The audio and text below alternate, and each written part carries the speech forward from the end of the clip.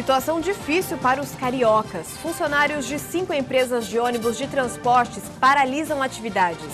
Prefeitura recomenda que a população dê preferência a outros tipos de transporte, como trem e metrô. Bombeiros fluminenses encontram mais um corpo de uma vítima do naufrágio de sexta-feira. Já são 10 mortos no acidente. 4 estados pretendem baixar o ICMS do diesel, mas outros 17 e o Distrito Federal descartam essa possibilidade. Delegações de Trump e Kim Jong-un acertam os detalhes para a cúpula histórica entre os dois líderes. E na semana de abertura da Copa, vamos conhecer um dos favoritos do Grupo B. É o time de Portugal de Cristiano Ronaldo. Tudo isso e muito mais agora, na edição de 1 da tarde. Olá, boa tarde. Estamos chegando com as principais notícias do Brasil e do mundo com Daniel Caniato. E com Carolina Lorenzetti, uma ótima tarde para você. Segunda-feira, dia 11 de junho de 2018. E vamos saber quais são as notícias mais lidas nos portais na internet. Começamos com a Folha Online. Cada jovem morto faz país perder R$550 mil. O estudo é inédito e calculou quanto a violência custa aos cofres públicos do Brasil em 20 anos. Só nas últimas 2 décadas, o nosso país teve prejuízo acumulado de mais de 450 bilhões de reais por causa do elevado número de homicídios. Em 2015, por exemplo, a criminalidade consumiu pouco mais de 4% do nosso produto interno bruto. Será que não está na hora de virarmos esse jogo? No portal Terra, salas lotadas e pouca valorização. Ranking global mostra desgaste dos professores no Brasil. Olha só, segundo a OCDE, as escolas públicas do nosso país têm em média 22 alunos por professor no primeiro ano do ensino médio. Um dos números mais altos entre 60 países. Além disso, o salário é ruim e o local de trabalho é muitas vezes insalubre. E o pior, pouco mais de 10% dos professores acham que a profissão é valorizada pela sociedade. Para fechar, na publicação do Carioca Extra, mulher é presa por transportar netos, olha só, em caixas para cães. O inusitado aconteceu em Memphis, nos Estados Unidos. A vovó sem noção, de 62 anos, foi flagrada transportando a netaiada nessa caixa para pet. Ela foi presa e indiciada por colocar em risco a vida das crianças, de 7 e 8 anos. Mas fale a verdade, quem nunca tentou passar um corretivo na criançada mais levada? Só que não era para tanto não, até porque a temperatura no momento do flagra era de 35 graus Celsius. Os usuários de transporte coletivo do Rio de Janeiro estão sentindo na pele os efeitos causados pela paralisação total de 5 empresas que prestam serviços à cidade. A greve gradual deve atingir 70% de toda a frota, portanto, das outras companhias e empresas. Por isso, a Prefeitura recomendou que a população dê preferência a outros tipos de transporte, como o trem, o VLT, metrô ou barca. As garagens de ônibus amanheceram cheias no Rio, apesar de o Sindicato dos Motoristas e Cobradores afirmar que a greve é gradual, com o objetivo de atingir 70% da frota. Diversos bairros do município estão sem transporte. O sindicato diz que os motoristas de 5 empresas paralisaram totalmente as atividades. Eles somam cerca de 4.500 profissionais e atendem as zonas norte, sul e oeste. Ainda de acordo com o sindicato, no entanto, o movimento já reúne um total de 8.000 rodoviários, já que há paralisações parciais.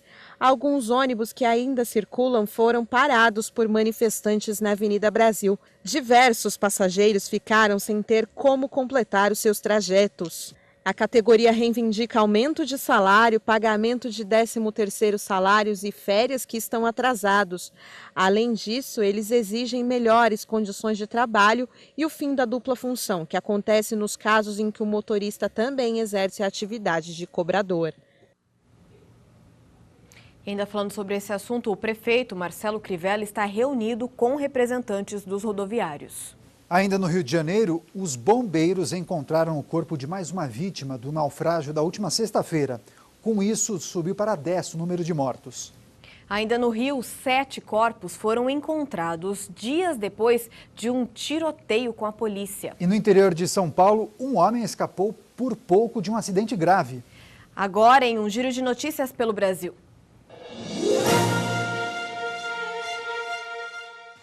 Em Itaguaí, região metropolitana do Rio de Janeiro, os bombeiros encontraram mais um corpo de vítima do naufrágio que aconteceu na sexta-feira. Pelo menos 10 pessoas morreram e outras 2 continuam desaparecidas. As buscas foram retomadas no início da manhã de hoje. 9 pessoas foram resgatadas com vida.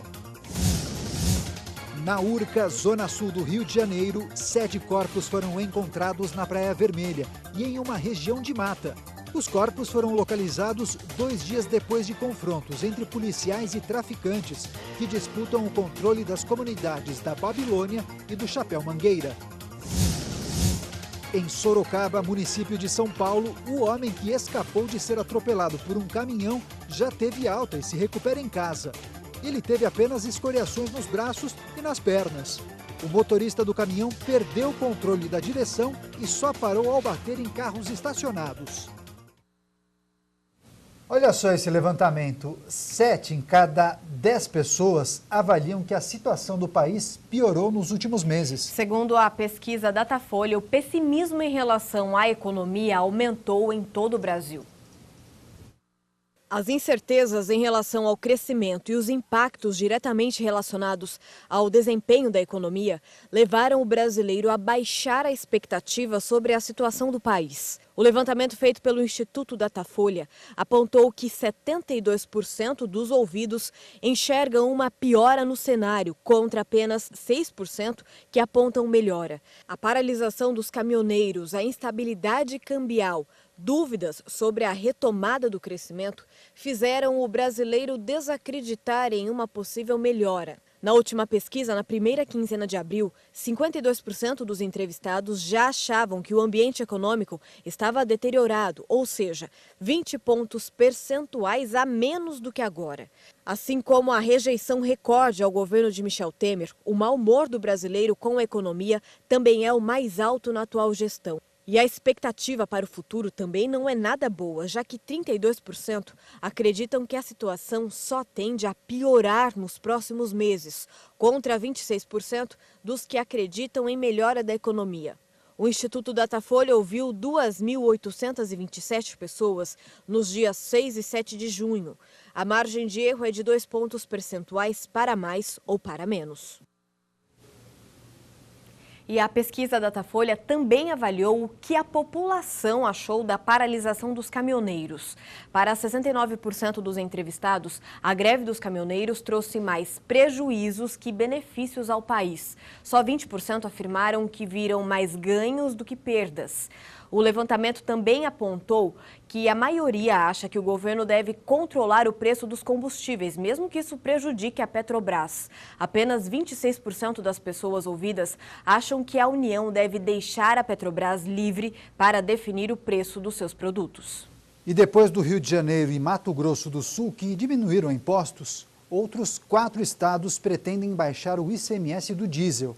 Mas 17 estados e o Distrito Federal já descartaram essa possibilidade.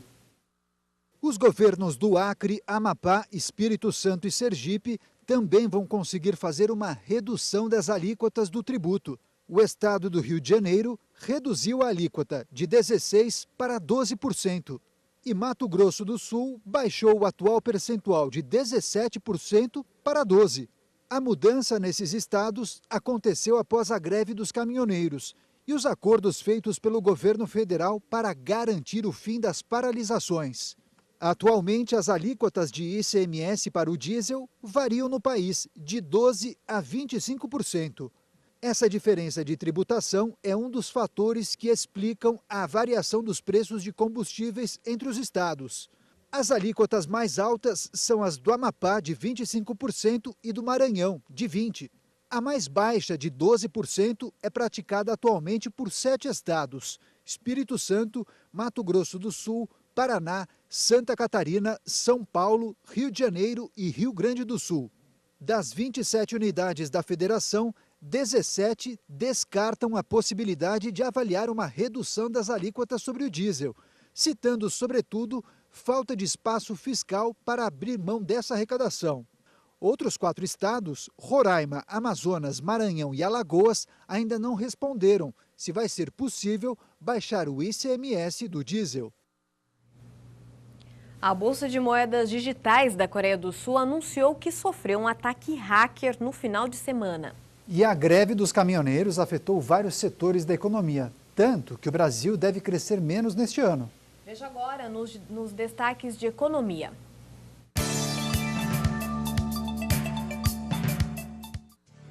As bolsas de valores estão atentas depois que Donald Trump retirou seu apoio ao comunicado do G7. Nos Estados Unidos, a alta do petróleo pode aumentar a taxa de inflação, acima da meta do Federal Reserve. E a expectativa é grande para o aguardado encontro entre Trump e Kim Jong-un. Aqui no Brasil, o presidente do Banco Central, Ilan Goldfein, e o ministro da Fazenda, Eduardo Guardia, se reúnem com dirigentes de instituições financeiras para discutir temas relacionados ao sistema financeiro. A Bolsa de Moedas Digitais sul-coreana, Konrail, anunciou que sofreu um ataque hacker no fim de semana. Com isso, uma queda acentuada no valor do Bitcoin foi disparada em meio a preocupações renovadas sobre a segurança de mercados de criptomoedas. A empresa não quantificou o valor da perda, mas um veículo de notícias sul-coreano estimou que cerca de 37,28 milhões de dólares em moedas digitais foram roubados. Com o abalo da greve dos caminhoneiros, que afetou diversos setores da nossa economia, o mercado passou a apontar que o Brasil crescerá menos de 2% neste ano. Segundo o Boletim Focus dessa semana, o PIB em 2018 será de 1,94%. Na semana anterior, a projeção era de crescimento de 2,18 pontos percentuais. E depois do intervalo, você vai ver delegações de Trump e Kim Jong-un acertam os detalhes para a cúpula histórica entre os dois líderes.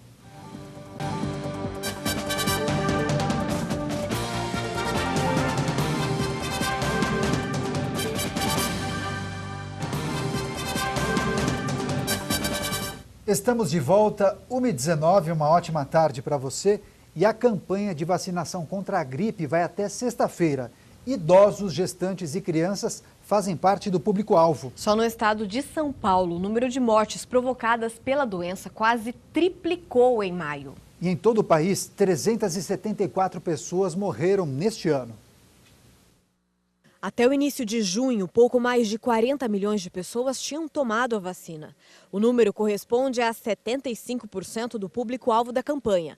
Mas 13 milhões ainda têm que procurar os postos de saúde. Devem se vacinar professores das redes pública e particular, profissionais da saúde, crianças com idades entre 6 meses e 5 anos, grávidas e mulheres que tiveram parto até 45 dias. Idosos a partir de 60 anos, indígenas, portadores de doenças crônicas, funcionários e detentos do sistema prisional também estão na lista.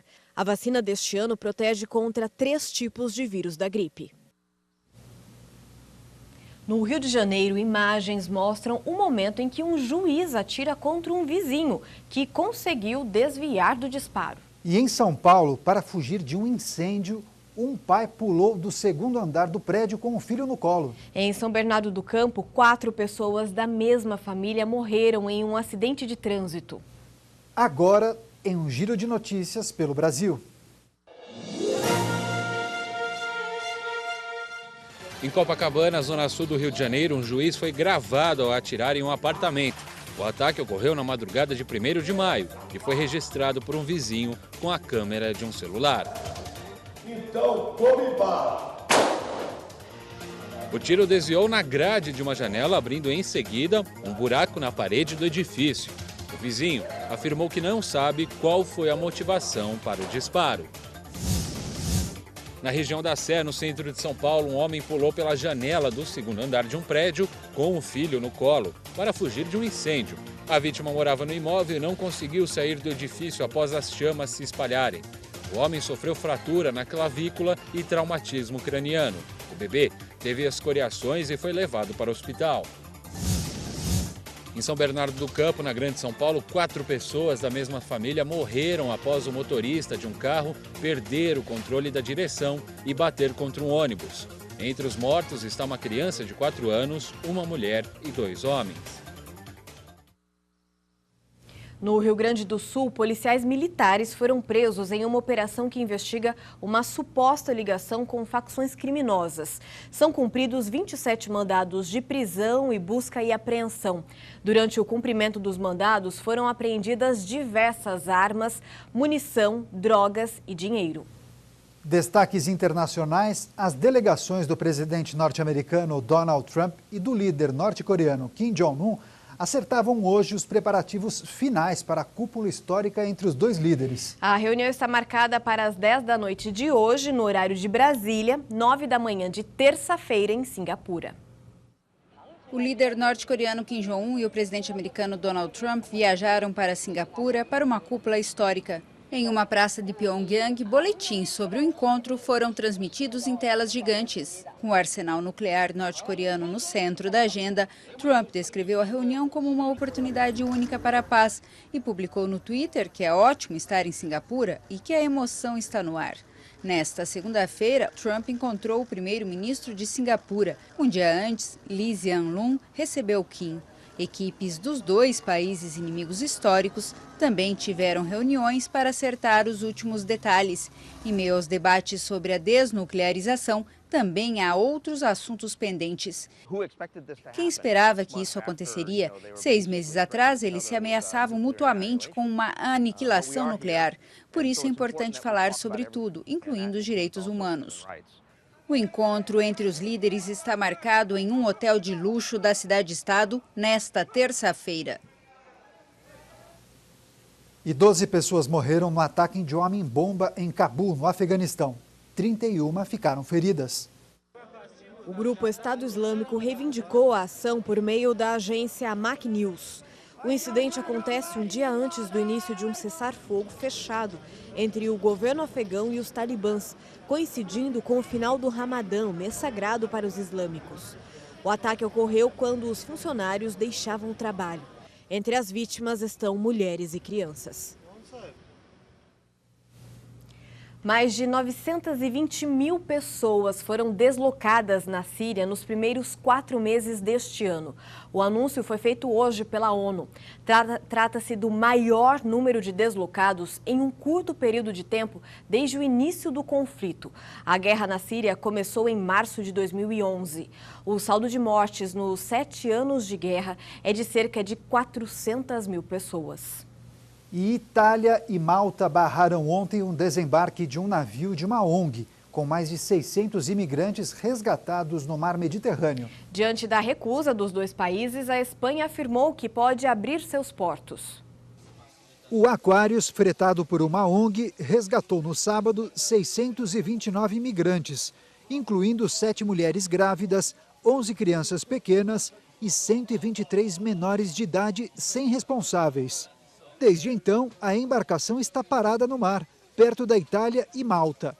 O governo italiano afirmou no domingo que o país começou a dizer não ao tráfico de seres humanos e à imigração ilegal. Ele enviou uma carta urgente às autoridades maltesas, explicando que o navio está a 43 milhas de Malta. Por isso, o país tinha a obrigação de receber o desembarque. As cidades de Nápoles, Livorno, Palermo e Crotone chegaram a oferecer seus portos para acolher os imigrantes. No entanto, compete aos ministérios do Interior e de Infraestruturas e Transportes tomar a decisão final. Após horas de impasse, o governo espanhol disse que a Espanha vai receber os imigrantes que estão à deriva, colocando o porto de Valência à disposição. Já foram dadas instruções para que o país cumpra seus compromissos internacionais, no que diz respeito às crises humanitárias. Ponto final nessa edição. Nós agradecemos demais a sua companhia e audiência. Uma ótima tarde para você. A gente se vê amanhã.